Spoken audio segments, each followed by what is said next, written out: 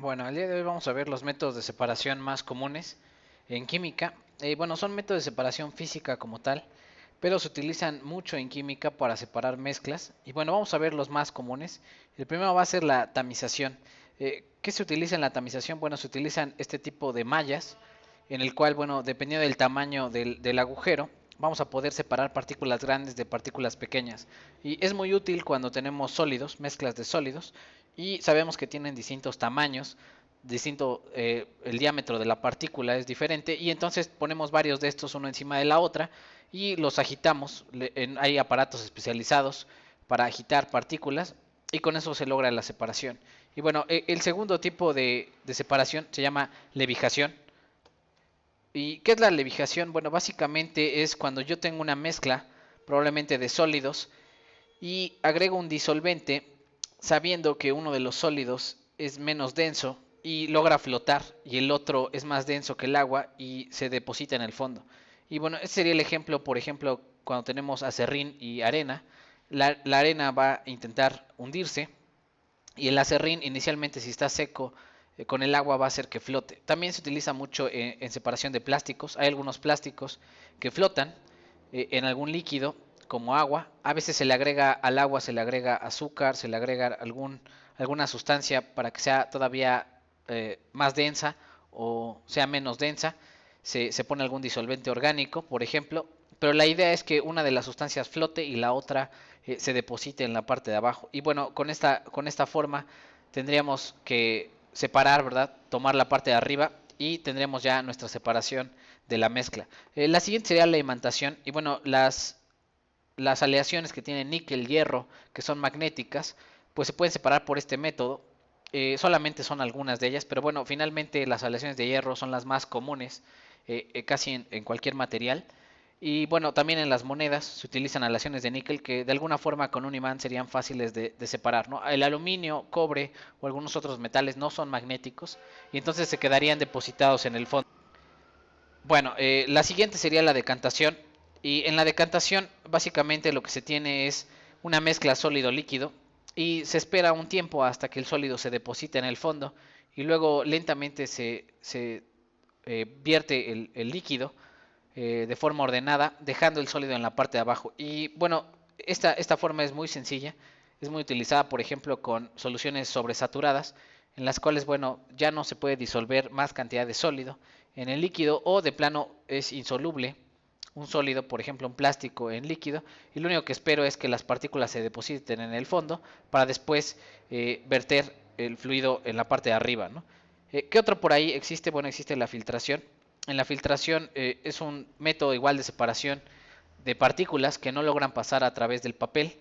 Se utiliza normalmente un papel filtro y el líquido sí logra pasar a través del papel y bueno, de esa forma separa sólido de líquido en una mezcla.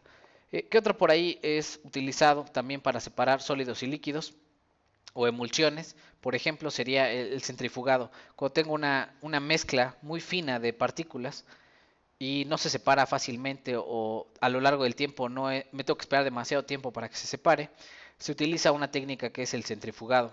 Y bueno, este es muy común también en sangre. La sangre finalmente está llena de eritrocitos, de glóbulos rojos, de sólidos, proteínas como tal, y también está inmersa en plasma, que es un líquido. Y la forma de separarlo, bueno, es meterlo a una máquina, que sería una centrífuga. Y en esta centrífuga, bueno, da vueltas y el sólido se deposita en el fondo porque es más denso que el resto del fluido, ¿no? Y bueno, ¿qué otra por ahí existe? La lixiviación. ¿Qué es la lixiviación? Pues básicamente una de las sustancias es soluble y la otra no. Sería similar a lo que pasa con el café. Muchas de las sustancias del café no son solubles. Cuando molemos el grano de café, pues se utiliza un papel filtro. Y como tal no es una filtración porque, bueno, la mezcla no está en la parte líquida, sino que se disuelve parte del contenido del sólido y la otra parte se queda ahí en el filtro. Y bueno, la lixiviación también se utiliza para separar metales de la tierra. Ahí en ocasiones sí hay una reacción química como tal entre el líquido y el sólido, pero bueno, también se puede utilizar sin reacción química.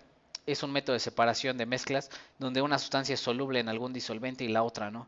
¿Qué otra por ahí existe? Bueno, la evaporación o cristalización, en la cual, bueno, tengo una sustancia disuelta en un líquido y espero mucho tiempo o evaporo el líquido y la sustancia no volátil, el sólido que está disuelto, se deposita ahí en el fondo, ¿no? Forma cristales. Y bueno, esta técnica sirve mucho cuando son sustancias orgánicas o sales que están disueltas en agua, ¿no? Las otras dos, vamos a ver las últimas dos, son las más especializadas. Son técnicas muy certeras para separar compuestos o mezclas y de alguna forma se utilizan en muchos procesos químicos como paso inicial de separación de mezclas. Y la destilación, bueno, se utiliza para hacer algunas bebidas alcohólicas, para el petróleo, para separar gasolinas y combustibles. Se utiliza en muchos métodos de separación de sustancias orgánicas, perfumes, etcétera. ¿Qué es la destilación? Bueno, básicamente se aprovecha los distintos puntos de ebullición de la mezcla. Por ejemplo, si tenemos agua y alcohol, al calentar, el alcohol se evapora primero y luego, bueno, con un aparato enfriador vamos a condensar el vapor que se creó de alcohol, lo condensamos y lo depositamos fuera de la mezcla. Y de alguna forma se va calentando a distintas temperaturas y si hay más componentes, bueno, componente por componente se podrían ir evaporando. Durante la transición, durante el cambio de fase, cuando se evapora el alcohol, la sustancia normalmente se mantiene a una temperatura relativamente constante, por lo que, bueno, estaríamos observando las distintas tipos de sustancias que están en la mezcla. Y bueno, es la forma en la que hay un proceso de destilación del petróleo, con el cual se sacan todos los componentes para la industria petroquímica.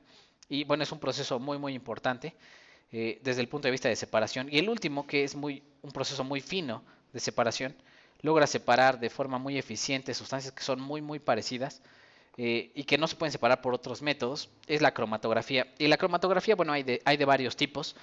Eh, bueno, vamos a ver cuáles son el tipo de cromatografía más común, es el que se hace en papel. Y bueno, a veces un papel especial o es un papel común y corriente, en el cual, bueno, si yo tengo una mezcla de tintas, una mezcla de sustancias que son muy parecidas, se utiliza un eluyente. Siempre en la cromatografía hay le llaman un sustrato, una fase fija le llaman, y una fase móvil que es el eluyente, o es un líquido, que de alguna forma al mojar el papel va a hacer que el líquido suba por el papel y separe las sustancias. Por ejemplo, se utiliza en falsificación. Si quiero saber si la firma está hecha con dos tintas diferentes, pues el papel lo mojo en un eluyente y el eluyente hace que una tinta suba a distinta velocidad del otro. Y eso tiene que ver con la afinidad que tiene la pintura con el papel, ¿no? Ese sería un tipo de cromatografía. Es un ejemplo de cromatografía. La segunda, bueno, es la cromatografía en columna. Se utiliza una arena de sílice, algún tipo de arena, se mete la mezcla y luego el eluyente se vierte por la parte de arriba.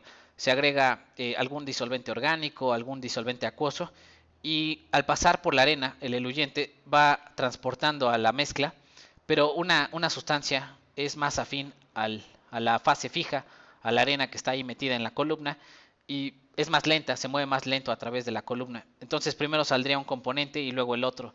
Y esa, bueno, es la forma de separar utilizando cromatografía en columna, así se llama.